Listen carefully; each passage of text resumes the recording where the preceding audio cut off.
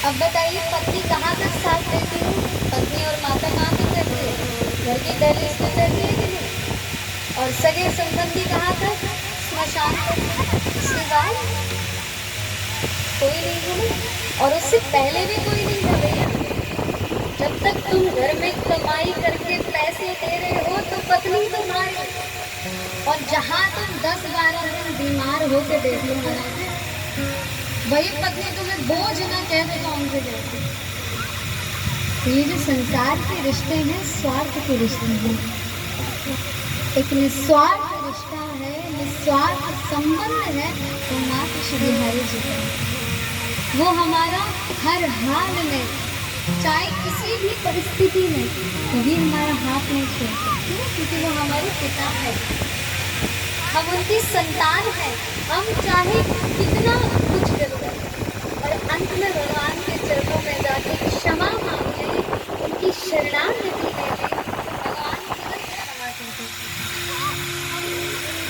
अच्छा, पता है किसी को भगवान किस चीज से रुष्ट होते? पता हो कि भगवान ऐसा कर दो तो भैया ना बुरा लग जाता है, गुस्सा हो जाता है?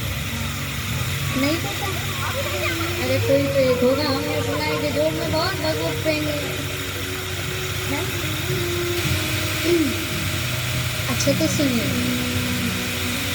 अगर आरती करते करते दीपक गिर जाए तो कभी मत सोचना कि भगवान रुष्ट हो जाएंगे। अगर भगवान को भोग धराते धराते भोग भी गिर जाए कभी, तो ये मत सोचना कि इससे भगवान रुष्ट हो जाएंगे। ऐसे किसी कार्य से भगवान कभी रुष्ट नहीं होते, कभी क्रोधित नहीं होते, किंतु भगवान क्रोधित होते हैं उनके भक्तों को कष्ट देने से। कष्ट देना तो बहुत दूर की बात है महाराज। अगर किसी वैष्णव को, किसी भक्त को आपने मन में भी दुख देने की सोच ली, उससे भी भगवान क्रोधित हो जाता है। तो हम मन में देते रहते हैं ना गाली, क्योंकि सामने देने की हिम्मत नहीं होती, तो मन ही मन में देते रहते हैं, अरे ये तो ऐसा है, इसका ऐसा हो जाए। तो उस चीज का प्रभाव हमारे जीवन पर पड़ता है। उस समय तो हमें कुछ समझ नहीं आता, लेकिन जब जीवन में विकट परिस्थिति आती है तो हमें पता ही नहीं चलता कहाँ से क्या आ गया। इसलिए भूल से भी किसी का बुरा करना बहुत बुरा, सोचना बुरा। इसीलिए हम आप सभी को समझा रहे हैं कि आप सभी सुंदर, इतनी सारी बात समझाने का मात्र एक ही सार है। आप सभी आपस में मिलजुल कर इस कार्यक्रम को कीजिए। ये जो आप आपस में मतभेद कर रहे हैं उससे कार्य नहीं चलेगा। आप सब मिलकर कार्य कीजिए, क्योंकि आप सबने मिलकर ही कार्य को आरंभ किया है, तो इसको मिलकर ही विश्राम कीजिए। आप सब जब मिलकर करेंगे तो इस कार्यक्रम का, इस आयोजन की दिशा ही कुछ और होगी कि हम तो ये नहीं करेंगे, हम तो वो नहीं करेंगे। यदि ऐसा ही करना है तो भैया ये कार्यक्रम नहीं हो पाएगा। भगवान के यहाँ अपना अभिमान, अपना अहंकार त्याग के आना चाहिए। जहाँ मान अभिमान को साथ लेके भगवान के पांडाल में प्रवेश भी नहीं कर पाओगे। तो इसलिए मन के मतभेदों को मिटाकर इस आयोजन में, इस श्रीमद् भागवत कथा का विशाल आप सभी ने आयोजन करवाया है। खुशी खुशी आनंद से इसका आनंद लीजिए। तो जैसा कि हमने बताया कि आज आप हम सभी श्रीमद् भागवत की कथा का महात्म्य श्रवण करेंगे। अब अच्छा, महात्म्य क्या होता है? महात्म्य अर्थात महिमा। जब तक हमें पता नहीं होगा कि पैरासीटामोल गोली खाने से बुखार ठीक हो जाता है, तब तक हम इसे नहीं खाएंगे ना। लेकिन जब डॉक्टर बता देगा कि हाँ इसे खाने से ऐसा होता है, तो हम उसे तुरंत खा लेते हैं जब हमें बुखार आता है। ठीक वैसे श्रीमद् भागवत की महिमा है। जब तक हम उसकी महिमा को नहीं जानेंगे, जानेंगे नहीं कि उसे सुनने से, उसे पढ़ने से, उसका दर्शन करने मात्र से हमें क्या लाभ मिलता है, तब तक हम उसे श्रवण कैसे करेंगे। और ये कलिकाल है, कलिकाल में हर एक व्यक्ति स्वार्थी है। जहाँ उसे पता चल जाए कि ऐसा करने से ये हो जाएगा, तो भैया फिर तो दौड़ा दौड़ा आ गया। ये कलयुग का प्रभाव है। श्रीमद् भागवत की जो महिमा है अनन्य, सभी वेदों में, पुराणों में, उपनिषद सब में निहित कर देते, तो कथा तो छोटी हो जाती। तो स्कंद पुराण और पद्म पुराण, इन दोनों से पूर्व महात्म्य और उत्तर महात्म्य लिया गया है। पूर्व महात्म्य लिया गया है पद्म पुराण से, जिसमें 6 अध्याय है। ध्यान से सुनिएगा, लगता है भूल गए आप। 7 दिन कथा श्रवण करने तो आइए, उसके साथ साथ ये आपका विद्यालय है। 7 दिन तक जो आपको होमवर्क मिलेगा वो तो अगले दिन करके भी लाना है। ऐसे बैठने से काम नहीं चलेगा, ध्यान से श्रवण करना पड़ेगा। कहीं से कुछ भी पूछ लेंगे कल। अब आप सोचो कि यहाँ बैठ के घर की बातें कर लें, सखी सहेली से मिलने, न जाने कितने दिन में मिलना हुआ है, तो भैया ध्यान से कथा श्रवण कीजिए। कथा में आना मात्र बहुत बड़ी बात है। तो आप हम सभी को ये सौभाग्य मिला है, क्योंकि भाग्योदयेन बहुजन्म समर्जितेन सत्संगम चलते पुरुषों। जब हमारे भाग्यों का उदय होता है, हमारे पूर्व जन्म के किए हुए पुण्यों का उदय होता है, तब जाकर आप हम सभी को श्रीमद् भागवत कथा सुनने एवं सुनाने का अवसर मिलता है। तो इस अवसर को व्यर्थ नहीं गवाइए। जितना हमें हरिनाम का अवसर मिल जाए भैया उसे सुन लो। समझ ना भी आ गई तो सुन लो। क्या पता उस कोई एक बात हमारे जीवन में ऐसा कुछ अच्छा कर जाए कि हमें भगवान के चरणों की प्राप्ति हो जाए, है ना? तो श्रीमद् भागवत महात्म्य सर्वप्रथम मंगलाचरण किया गया है। मंगलाचरण में सत्य स्वरूप भगवान को प्रणाम किया गया है।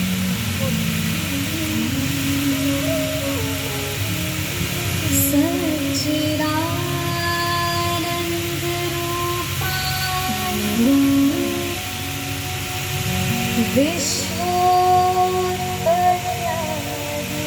विश्वोत्पत्त्यादिहेतवे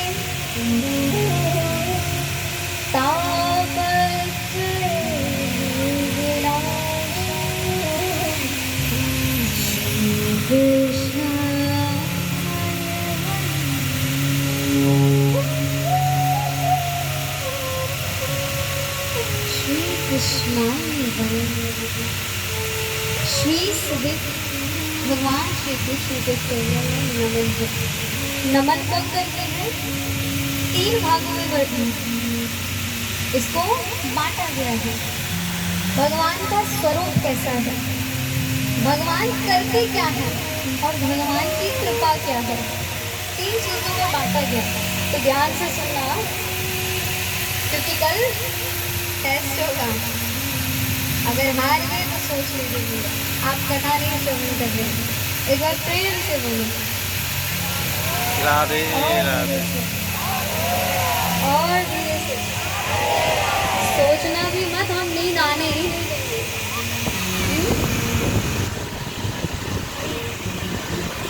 सत चित आनंद, सच्चिदानंद।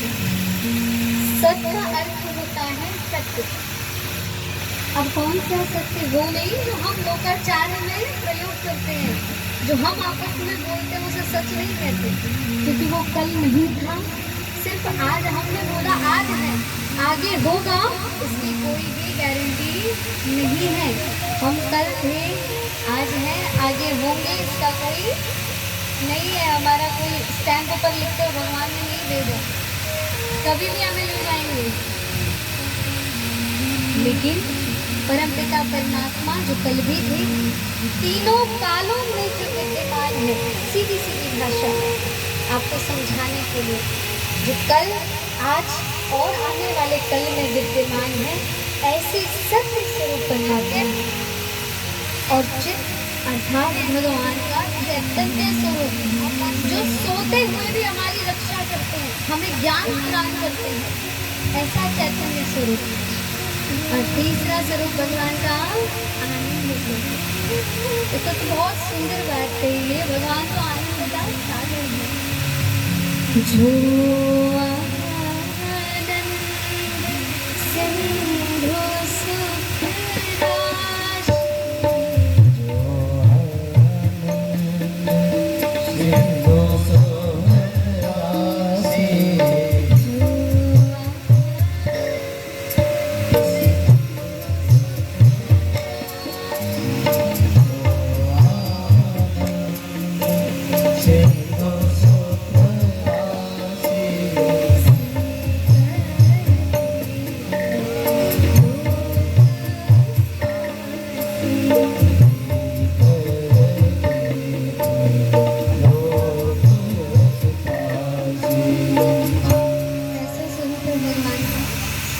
जो आनंद सिंधु सुख राशि, जो भगवान आनंद के सागर है, सुख की राशि है, अर्थात आनंद भरपूर जिनके पास है।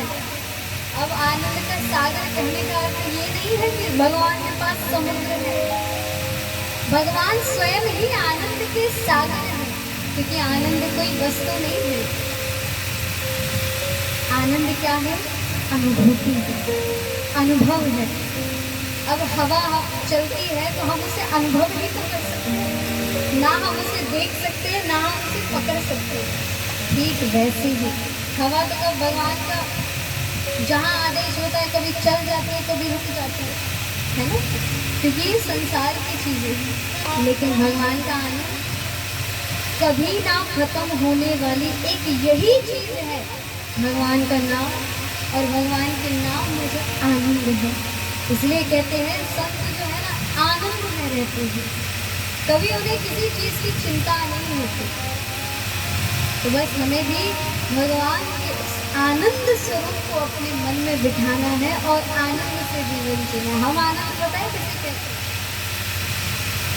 कड़ी कड़ी बाहर से धूप में से आए और बढ़िया कूलर की हवा में बैठ गए, आनंद आ गए।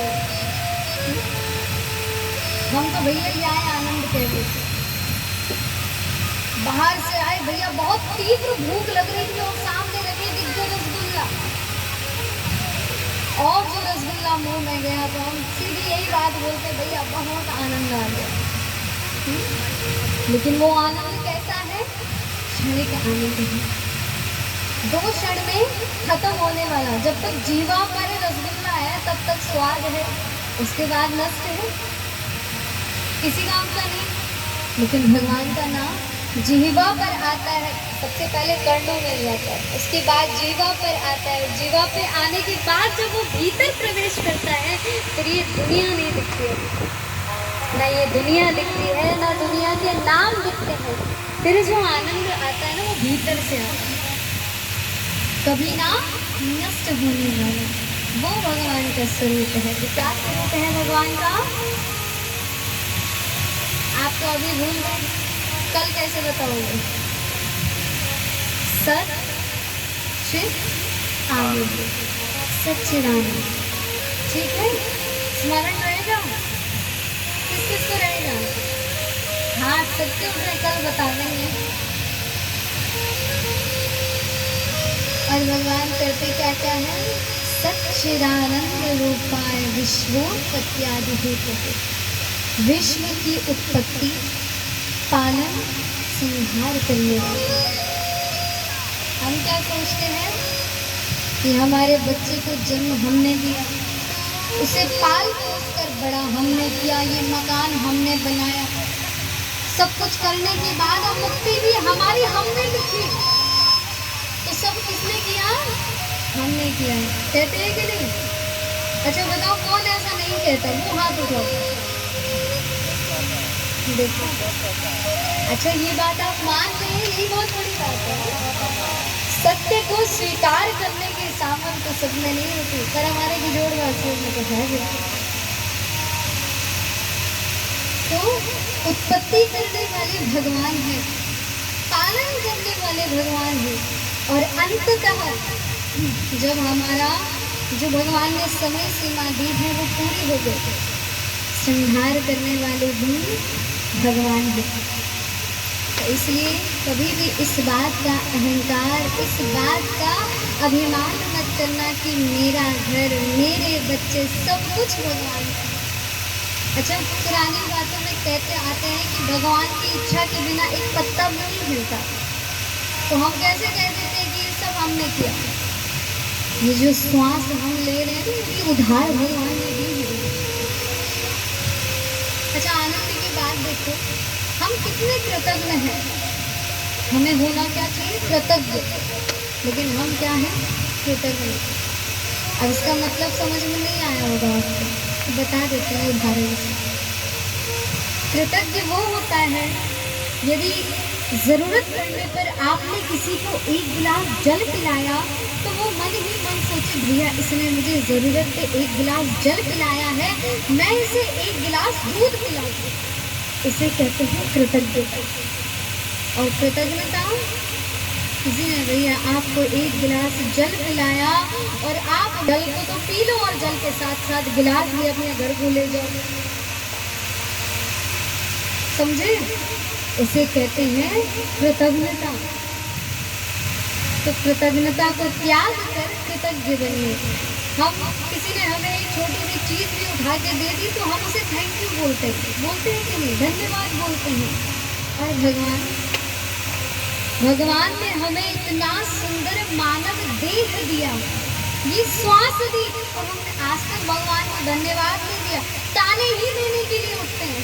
जब भी दुख आता है, भगवान मैंने तुम्हारा क्या बिगाड़ा, मैं तो तुम्हारी इतनी सेवा पूजा भक्ति करता हूँ, फिर भी तुम मुझे ही दुख देते हो। और जहाँ सुख आ जावे तो भैया ये सुख तो मेरे कारण आए, मैंने मेहनत करी इसलिए सुख आया, है ना? कितनी विचित्र बात। दुख आया तो भगवान के, सुख आया तो तुम्हारा।